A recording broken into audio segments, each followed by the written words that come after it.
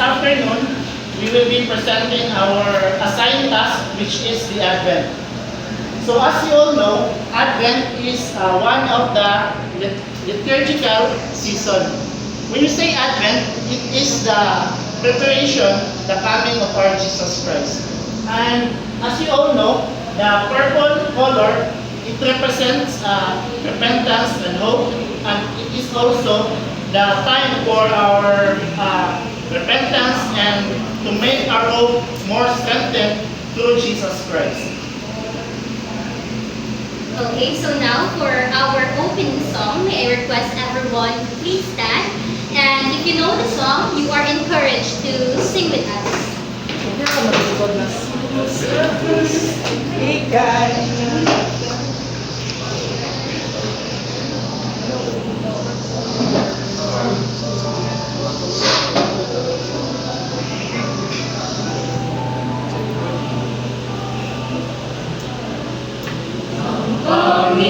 Panginoon ay darating, ang pag-ibig niya ay magniningning. Sa harap ng altar kami lumalapit, umaawit ng masayang papuri.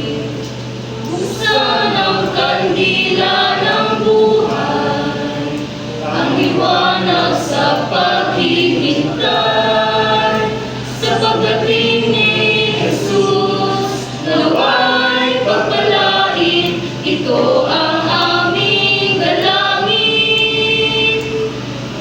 Panginoon ay darating, ang pag-ibig niya ay magniningning. Sa harap ng altar kami lumalapit, umaawit ng masayang papuri. Sa harap ng altar kami lumalapit, umaawit ng masayang papuri.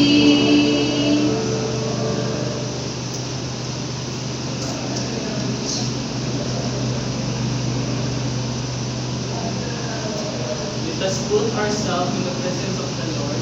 For the Catholics, in the name of the Father, the Son, and the Holy Spirit. Loving and faithful God, as we begin this holy season of Advent, we come before you in silence and expectation. We remember the long years your people waited for the promised Savior, and today we join them in hope. In a world content, filled with darkness, confusion, and fear, we turn our eyes to you, the God who keeps His promises. Prepare our hearts to welcome Jesus, not only as a baby in manger, but as our Lord who brings life, healing, and new life. Teach us to wait with patience, to trust in your timing, and to believe that even now you are at work in our lives. May this Advent season renew our faith and fill us with lasting hope. We offer this prayer through Christ our Lord. Amen. Our Lady of the Assumption, Let's go serve Jesus, your Son. in the name of the Father, the Son, and the Holy Spirit. Amen. You may take your seat. So for our scripture reading, the book of Prophet Isaiah chapter 9 verse 1 to 2. The people who walk in darkness have seen a great light. Upon those who live in a land of gloom, a light has shone. So the context, this passage was written at a time when the people of Israel were suffering and filled with fear. Through the prophet Isaiah, God promised that a Savior would come to bring light and hope. So this prophecy is fulfilled in Jesus Christ, whose coming we prepare for during Advent.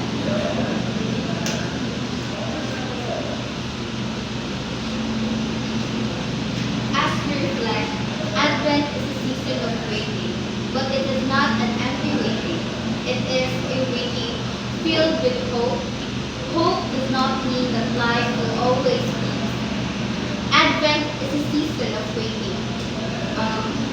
During Advent, we are reminded that God's promises are always fulfilled, even if they do not happen immediately.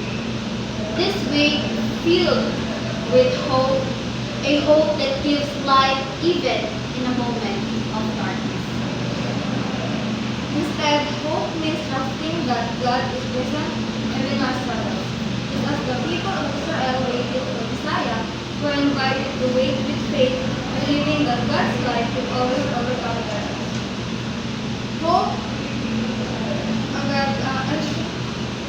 hindi ibig sabihin na mawawala agad ang problem.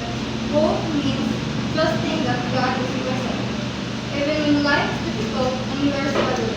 Sa panahon ng Advent, naalala natin kung paano maghintay ang mga Israel sa Messiah as a long wait filled with faith, patience, and trust in God's plan.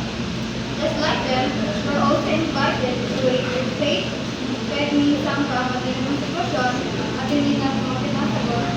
Siniwala tayo na God is already at work.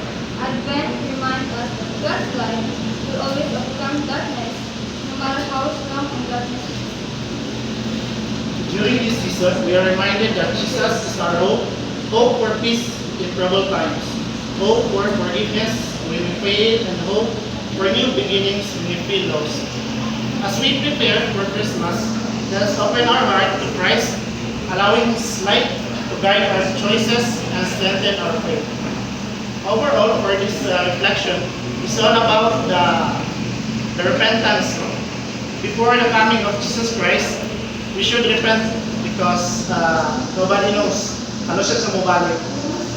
As long as napamay tayo, magbago na mo, nararamay sila sa langit.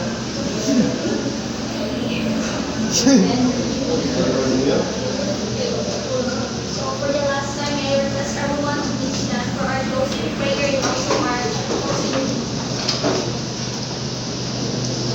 Let us bow our heads, close our eyes, and feel the presence of the Lord for the Catholics, and the Father, the Son, and the Holy Spirit. Amen. God of hope, we thank you for this time of prayer and reflection. As we continue our journey through Advent, help us live as people of hope, hopeful in our words, hopeful in our actions, and hopeful in our faith. May the light of Christ shine in our hearts and guide each way. Keep us thoughtful and ready for His coming, so that when we celebrate His birth, we may welcome Him with joyful and grateful hearts. We ask this through Christ our Lord. Amen. Our Lady of Assumption, Father, Son, and Holy Spirit.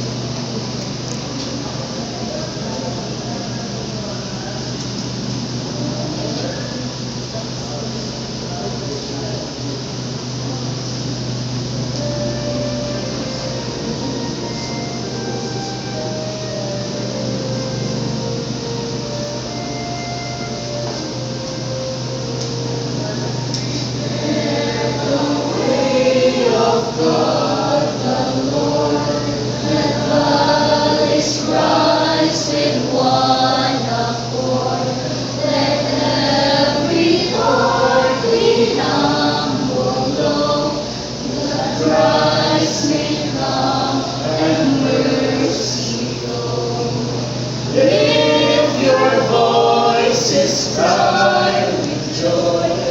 We straight the path for heaven's born. Is advancing mercy's born. Prepare